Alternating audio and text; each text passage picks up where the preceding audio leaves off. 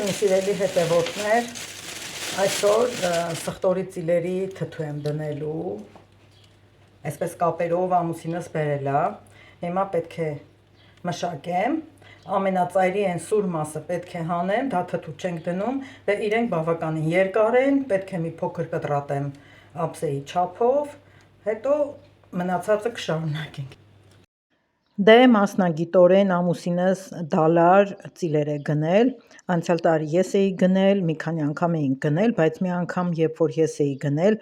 երևի իրենք ուշ էին քաղել ու այդ եզրի մասը բավականին չոր էր, ահագին կտրել գցել է։ Յուրաքանչյուր ծիլը բավականին երկար է, այսպես ծալում եք կտրում ձեր նախընտրած չափով, որը ափսեից դուրս չգա եւ տգեղ չի։ Սխտորի օգտակարության մասին կարծում եմ բոլորս գիտենք,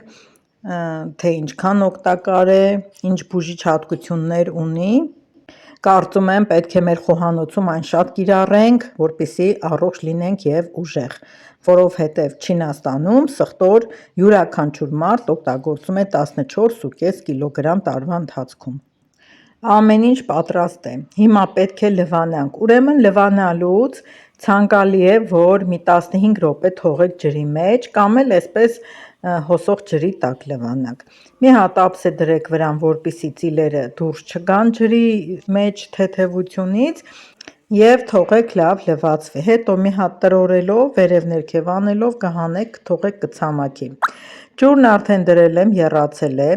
ծիլերը տեղափոխում ենք մեջը, կաթսայի մեջ քիչ եմ ջուրը լցրել, որպեսզի այսքան ծիլը ինձ մոտ կշռում էր 4 կիլոգրամ, մի 5-6 էտապով եռացնեմ, հանեմ։ Տակու վրա ենք անում,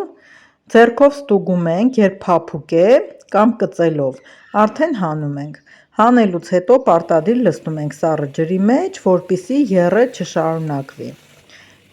Ինչ փափկությամբ որ հանել եք, հենց այդ փափկության մնա։ Սիրելիներս, ուրեմն, եթե ուշադիր նայեք, գունավոր երես է ունենալու եռացած ջուրը եւ այսպիսի ինչ որ թաղանթ ջրի երեսին, դա չվախենաք, վտանգավոր չի, սխտորի մեջ եղած ծծումբից է երևի, որ եւ եռացող ջուրներ գունավոր երանգներ տալիս եւ պարզաջուրներ երեսը սպիտակ փառ բռնում, թողնում եք հոսող ջրի տակ մինչև պարզվի։ Բանկաներս արդեն լվացած են, ես նախընտրեցի 4 բանկա, այսքանն էլ բավական է։ Պտտեցնում ենք ու տեղավորում, եթե ձեր մատները չեն հասնի բանկայի ներքևը, օգտագործեք կարտոֆիլը տրորելու այդ հարմար գործիքը։ Ահա, տեսեք ինչքան գեղեցիկ է, դասավորեցի, վերջացրեցի, մնացածն եմ անում եւ այստեղ այս բանկաները 750 մլ են, իրենք իրենց տարողունությամբ, ավելացնելու եմ 1 թեյ գդալ 72%-անոց էսենցիա, այս չափիչ գդալի փոքր բաժինը 1 թեյի գդալ է,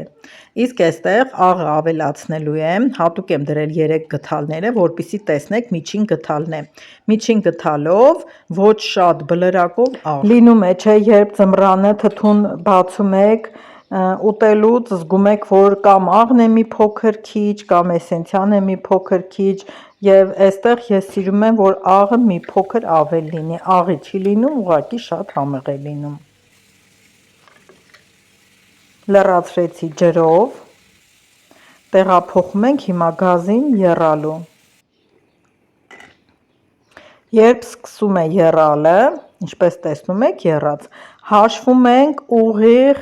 8-ից 10 րոպե, թողնում ենք եռում է, հանում ենք ու այսպես պտտեցնելով կափարիչը բահածոյացնում ենք։